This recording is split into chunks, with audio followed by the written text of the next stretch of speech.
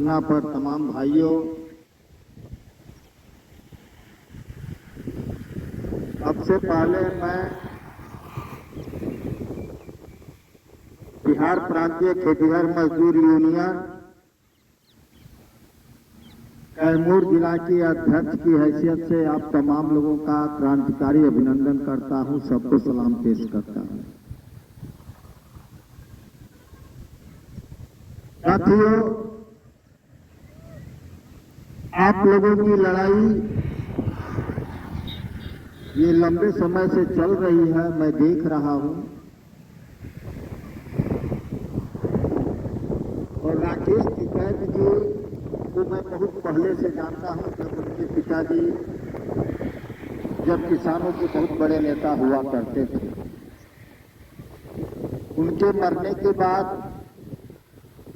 राकेश टिकैत जी और नरेश टिकैत जी किसानों की समस्याओं को सुनने का काम किया, उनके लिए आंदोलन का काम करना शुरू किया। और राकेश टिकैत का वजन उस समय बढ़ा जब दिल्ली के तमाम बॉर्डरों पर संयुक्त किसान मोर्चा की ओर से अनवरत रात दिन वहां कार्यक्रम, खाना बनाना, खाना, सोना, लंगर चलाना ये हुआ। और मोदी की सरकार हमारे गाड़ियों को रोकने के लिए बड़े बड़े कीले लगाने का काम किया, दीवार देने का काम किया। वैसी परिस्थिति में राकेश टिकैत जी संयुक्त किसान और उन्होंने कहा कि ऐ हिंदुस्तान के मजदूर भाइयों, ये मौका आ गया है जब आपको कंधे से कंधा किसानों के साथ मिला करके चलना होगा, क्योंकि हम खेत में काम करते हैं तो किसानों से हमको मजदूरी मिलती है। किसान और मजदूर के बीच में जो अन्योन्याश्रय संबंध है, अगर हमको खेती किए हुए, मजदूरी किए हुए उनकी खेती नहीं हो सकती, तो ठीक उसी तरह से जब तक से वो हमसे काम नहीं लेंगे तो हम भी जिंदा नहीं रह सकते। हम खेतों में काम करने वाले मजदूर और किसान एक दूसरे के पूरक हैं।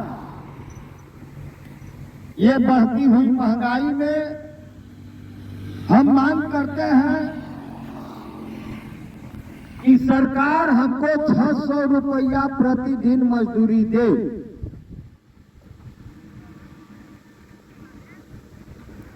अब किसान की बारी है। किसान देखते हैं, वो कहते हैं कि हम 10 किलो चावल दे रहे हैं, इससे हम ज्यादा नहीं दे पाएंगे। एक दिन की रोपनी के लिए 10 किलो चावल किसान देता है, लेकिन हम उसके बाजार भाव में जब जाते हैं तो हम भरेगा, तो हम आपके साथ लोग झोंक करते हैं। तो इस लोग झोंक की समाप्ति के लिए ही किसानों ने कहा कि अगर हमारा पेट भरेगा, अगर हमारे फसल का अगर उचित मजदूरी अगर हमको मिलेगी तो हमको आज का भी मजदूरी बढ़ाने में कोई एतराज नहीं है। तो इसीलिए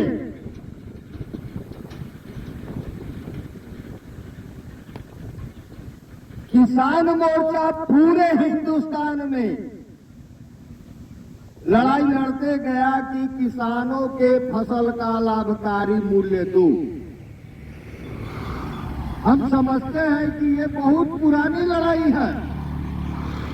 हम 1980 में इस नारा को पटना में सुनते थे कि किसानों के फसल का लाभकारी मूल्य दो और उनके फसलों का खेती का वो जो है सो बीमा योजना लागू करो। लेकिन उसको इन्होंने नहीं दिया। कोई भी सरकार किसानों के घाव पर मरहम लगाने का काम नहीं किया। तब जो महान अर्थशास्त्री, इनके ऊपर बहुत दबाव बनाया गया किसानों के द्वारा, किसान संगठनों के द्वारा, तब उन्होंने कहा कि अच्छा हम MS स्वामीनाथन आयोग का गठन करते हैं। वो बहुत बड़े कृषि वैज्ञानिक थे, बहुत बड़े कृषि वैज्ञानिक थे। उन्होंने आयोग बनाया और आयोग बनाने के बाद उन्होंने बहुत सारा लिखा पढ़ी किया, यहाँ वहाँ जा करके जमीनों का मूल्यांकन किया, फसल उगाने का कितना लाभकारी मूल्य की तो बात दूर रही है, खेती घाटे में जा रही है। और अजब तरीका का नौटंकी भी शुरू हो रही है।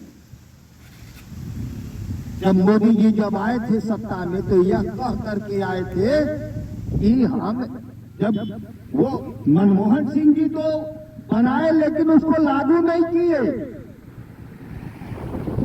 महंगाई चरम पर पहुंच गई, बेरोजगारी चरम पर पहुंचने लगी, भ्रष्टाचार चरम पर पहुंचने लगा। तो मोदी जी ने कहा, नौजवानों को कहा कि हम 2 करोड़ नौकरी देंगे, और किसानों को कहा कि हम स्वामीनाथन आयोग की जो अनुशंसा है उसको हम लागू करेंगे। जब लागू करने की बात आई, इनकी सरकार जब बन गई और किसान संगठन जब दबाव बनाना शुरू किए, ये भागना शुरू किए। नतीजा क्या हुआ कि सुप्रीम कोर्ट में IPL दायर किया गया कि सरकार ने कहा था कि हमारी सरकार जब बनेगी, मोदी जी ने कहा था कि हमारी सरकार बनेगी तो हम किसानों को फसल का जो उचित मूल्य होगा C2+50 हम देंगे। अब ये नहीं दे रहे हैं।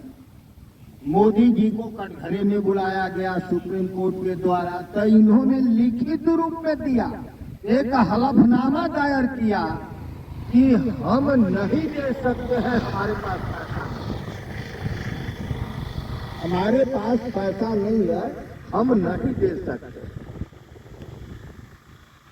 लेकिन ये बड़े बड़े धन्ना सेठ हैं जिनको की अमृत है।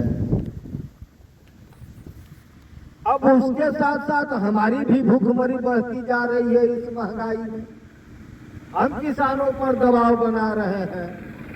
तो अंत में ये निर्णय हुआ कि किसानों के फसल का लाभकारी मूल्य दिलवाने के लिए हम किसानों को के साथ में मजदूरों को भी कंधा लगाना होगा और एकजुट होकर करके उनको गद्दी से हटाना होगा। तब जाकर के ये हमारी व्यवस्था बनेगी। हमारी मांग लगातार हो रही थी, इन्होंने एक झुनझुना थमा दिया। क्या? तो हम किसान सम्मान निधि योजना चला रहे हैं, हम किसानों का सम्मान कर रहे हैं। मैं सच में असलियत में आपको बताऊं, मेरे पास 50 डिसमिल जमीन है और हमको सरकार 2000 रुपया देती है।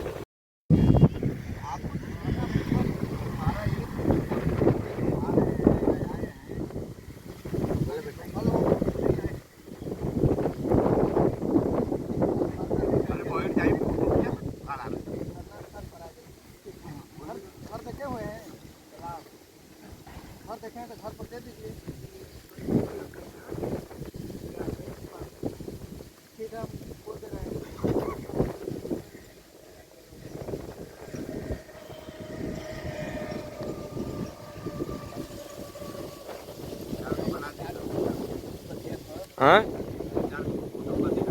फोटो तो हो गल। सबसे पहले मैं आप यहाँ धरना स्थल पर बैठे हुए तमाम किसान नौजवान तो हम संयुक्त किसान मोर्चे के तहत और अखिल भारतीय किसान महासभा कैमूर जिला की ओर से आप सभी को क्रांतिकारी अभिवादन करते हैं। आज ये जो हालात बनी है किसानों की, यह किसानों सरकार के सवाल पर संगठित होकर आवाज को बुलंद करना। हम ये बताना चाहते हैं कि हिंदुस्तान में जब केंद्र की सरकार के द्वारा किसान विरोधी जो 3 काला कानून लाया गया, उस समय भी सरकार ने झांसा दिया।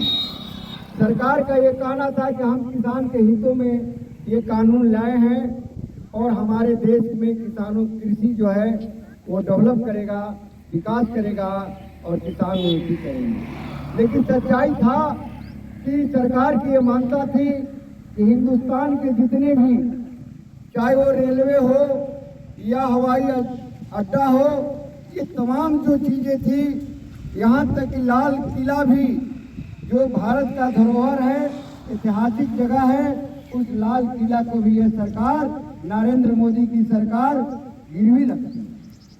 इसलिए देश के जितने भी धरोहर हैं, जितने भी इमारतें हैं, वो सारे के सारे ये सरकार जो है धरोहर के रूप में जो भारत का था, आज वो कंपनियों के हाथ में बेचने का काम शुरू कर दी है, गिरवी रखने का काम शुरू कर दी है। ये देश में कौन सी आपत्ति आ गई कि ये हमारे देश के जो धरोहर हैं, जिन जो प्राचीन समय से इस देश का पहचान है, आज जो है उसका मालिक कंपनी बनते जा रहा है। हमारा ये कहना है कि जब रेल का मालिक अडानी होगा, अंबानी होगा, तो फिर रेल मंत्री की क्या आवश्यकता है? जब वो कंपनी का मालिक वो होगा, रेल का मालिक कंपनी वाला होगा, तो फिर रेल मंत्री की क्या आवश्यकता है? दूसरी बात हमको ये कहना है कि ये नरेंद्र मोदी की सरकार जब देखी कि बहुत बड़ा आर्थिक क्षेत्र जो है वो किसानों के कब्जे में है, किसानों के पंजाब और हरियाणा और पश्चिमी उत्तर प्रदेश के किसानों का, कि जिन्होंने संकल्प ले लिया कि जान दे देंगे लेकिन जमीन नहीं देंगे। ये नरेंद्र मोदी तुम कान खोलकर सुन लो, जान दे देंगे, जमीन नहीं देंगे। आज वही बात यहाँ आ गया है। हम सभी लोग संकल्प लेंगे, जय नरेंद्र मोदी और नीतीश कुमार, तुम कान खोलकर सुन लो कि कैमूर जिले के किसान अपना जान देना कबूल करेंगे लेकिन जमीन देना कबूल नहीं करेंगे। इसलिए किसानों के साथ तुम धोखाधड़ी कर रहे हो। तो हम ये बताना चाहते हैं कि ये जो सरकार की नीतियां हैं, आप देखेंगे कि जो कंपनियों में जो सामान तैयार होता है, वस्तु तैयार होता है, उसकी MRP कंपनी का मालिक तय करता है। लेकिन किसानों का जो उपज होता है, किसानों का अधिकार आज तक नहीं मिला है कि अपनी उपज का कीमत तय कर सके। इसके लिए सरकार जो है ये कहती है कि हम किसान हितैषी करते हैं, किसानों के हित में हम हैं और किसानों के लागत खर्च के 1.5 गुना दाम देंगे। हम पूरे के पूरे हम आपका ये कौन कमीशन था, स्वामीनाथन कमीशन का रिपोर्ट पूरा के पूरा हम लागू करेंगे। स्वामीनाथन कमीशन के रिपोर्ट में यही बात था, C2+50, यानी जो आपकी लागत खर्च है और जितने किसान उपज करते हैं वो तमाम, चाहे वो बाजरा हो, मक्या हो, धान हो, गेहूं हो, सरसों, सबकी MSP के आधार पर बेची जाएगी। और हिंदुस्तान के कोई बाजार, चाहे वो दिल्ली हो, पंजाब हो, हरियाणा हो, बिहार हो, बंगाल हो या भभुआ हो या पटना हो, सासाराम हो, टिहरी हो, कहीं भी मसोई हो, खरगावा हो, कहीं भी अगर व्यापारी किसानों को उपज को खरीदता है तो आप ऐसा कीजिए कि आप कानून बना दीजिए। अगर आप कानून बना देते हैं कि इससे कम पर कोई खरीदारी करता है, उस पर फौजदारी मुकदमा होगा और जेल के सलाखों में डाल दिया जाएगा। तो मुसौई में भी दरा बिकेगा किसानों का उपज, वो भी उसी आधार पर बिकेगा जो दिल्ली में बिकेगा। इस सवाल पर किसान अपना मांग कर रहे हैं। राज्य सरकार ने ये वादा किया था कि हमारी तपस्या में जो कमी हो गई, मैं किसानों को नहीं समझा पाया। नरेंद्र मोदी पूरे देश के किसानों से, देश की जनता से माफी मांगी। तो उसमें एग्रीमेंट हुआ था कि हम समझौता करते हैं, अपना आंदोलन को समाप्त करते हैं, जब नरेंद्र मोदी ने कहा कि मैं 3 कृषि काला कानून वापस लेते हैं। तो किसानों ने शर्त रखा कि हमारी शर्त है कि जो किसान आंदोलन में तो 700 किसान, 750 किसान शहीद हुए हैं, उनको मुआवजा उनके परिवार को दिया जाए, और जो आंदोलन के समय में किसानों पर जो मुकदमा हुआ है, उस मुकदमे को वापस लिया जाए, और किसानों के द्वारा जो उपज है, उस उपज का एमएसपी पर कानून बना दिया जाए कि ताकि किसानों की उपज सही रेट और सही मूल्य के आधार पर उनकी बिक्री की जाए। तो साथियों, इस तमाम सवाल को लेकर आज हिंदुस्तान में संयुक्त किसान मोर्चे के तहत कम से कम 500 किसान संगठन है, और उस किसान संगठन में आपको राकेश टिकैत भी हैं, जिनके नेतृत्व में आज धरना चल रहा है। तो हम इस धरना को तहे दिल से, अपनी पूरी ताकत से, अपने पूरे विचार से संयुक्त किसान मोर्चा कैमूर में काम कर रहा है। ऐसे कोई बिहार प्रदेश की सभा में संयुक्त किसान मोर्चा अपने कार्यवाही में लगा हुआ है, तो हम इसमें आपके आंदोलन का समर्थन करते हुए और ये कहना चाहते हैं कि जब जब जरूरत पड़ेगी आवाज आनी चाहिए। संयुक्त किसान मोर्चा, अखिल भारतीय किसान महासभा आपके साथ कंधा से कंधा मिलाकर संघर्ष करने के लिए, आपका नेतृत्व करने के लिए, आपका साथ देने के लिए वो तैयार है, और आज भी है, कल भी रहेगा, और आने वाला समय में भी आपका साथ देने के लिए तैयार रहेगा। साथियों, आज एक लड़ाई चल रही है पूरे बिहार में। इस बात को मैं इसलिए बताना चाहता हूं कि ये 1990 में तत्कालीन प्रधानमंत्री राजीव गांधी और बिहार का मुख्यमंत्री जगन्नाथ मिश्रा के देख रेख में कदवन डैम का निर्माण का शिलान्यास किया गया। वो कदवन डैम बिहार में था, उस समय झारखंड और बिहार अलग नहीं हुआ था, जो 8 राज्यों का 8 जिलों का सिंचाई का काम करता है। उसमें कैमूर है, रोहतास है, बक्सर है, भोजपुर है, औरंगाबाद है, अरवल है, गया है, पटना है। पटना तक सोन की नहरों से पानी की पटवन होती है खेतों की। लेकिन आज दुर्भाग्य है, इसी सोन में मध्य प्रदेश में बाण सागर नाम से एक डैम का निर्माण किया गया है। उत्तर प्रदेश में रेहंदम डैम के नाम से निर्माण किया गया है, वहाँ के किसानों को सिंचाई किया जाता है सोन के पानी से। लेकिन बिहार में केवल मात्र इंद्रपुरी में जो डैम नहीं है, बराज है पूरा पश्चिम की ओर, और बिहार में अपना पानी का कोई खजाना नहीं है कि बरसात के अलावे हम किसानों को फसल के सिंचाई करने के लिए समय समय पर पानी का वितरण करें। इसलिए एक लड़ाई जारी है कि 1990 में जो कदवन डैम के नाम से जो शिलान्यास किया गया था, आज 34 साल हो गया, लेकिन उस पर अब तक कोई उसमें प्रगति नहीं हुई। और ये बिहार में 34 साल में जो सरकारें आई, वो सरकार अपने कान में रुआ डालकर सोई हुई है।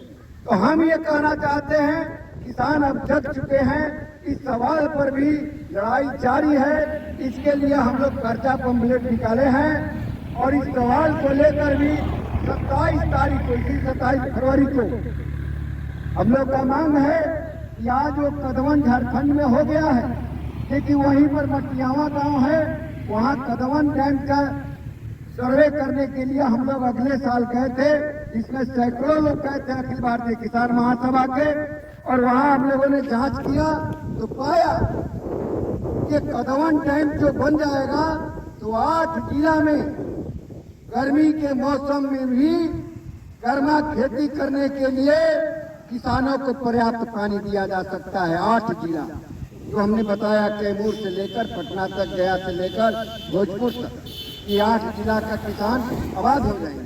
हमारा कहना है उस डैम की जो बनावट है इसको भी जाना जाए। उस डैम की चौड़ाई जो है 3.5 किलोमीटर है, उसकी ऊंचाई 172 फीट है और उसकी लंबाई 75 किलोमीटर है।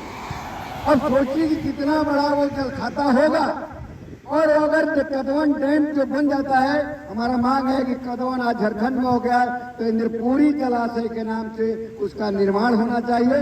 अगर वो इंद्रपुरी जलाशय कदवन विधानसभा के समक्ष हम लोग को बहुत बड़ा प्रदर्शन होने जा रहा है, अखिल भारतीय किसान महासभा के नेतृत्व में इसका पर्चा भी आ गया है। हम फिर आप लोगों के बीच में इस सवाल को लेकर आप लोगों के बीच में कि अखिल भारतीय किसान महासभा अपना आंदोलन चला रहा है, संघर्ष कर रहा है, आप लोग भी उसमें शिरकत कीजिए, क्योंकि तमाम किसानों को जितने भी हम लोग संगठन बना कर रह रहे हैं, अलग थलग रह रहे हैं, अलग अलग सवालों पर लड़ रहे हैं, हम चाहते हैं कि तमाम सभी जितने किसान संगठन हैं और सभी किसान संगठन संयुक्त मोर्चे के तहत अगर संघर्ष करें तो लड़ेंगे, जीतेंगे। इसलिए हमारी लड़ाई जो है ये जारी रहनी चाहिए, हर मुद्दों पर लड़ाई होनी चाहिए और एकता की बदौलत होनी चाहिए। इन्हीं शब्दों के साथ मैं ये कहना चाहता हूं कि समय के मांग पर कब्र से इंसान पैदा लेते हैं, समय के मांग पर कब्र से इंसान पैदा लेते हैं, जुल्म के खेत में बगावत का किसान पैदा लेते हैं। धन्यवाद।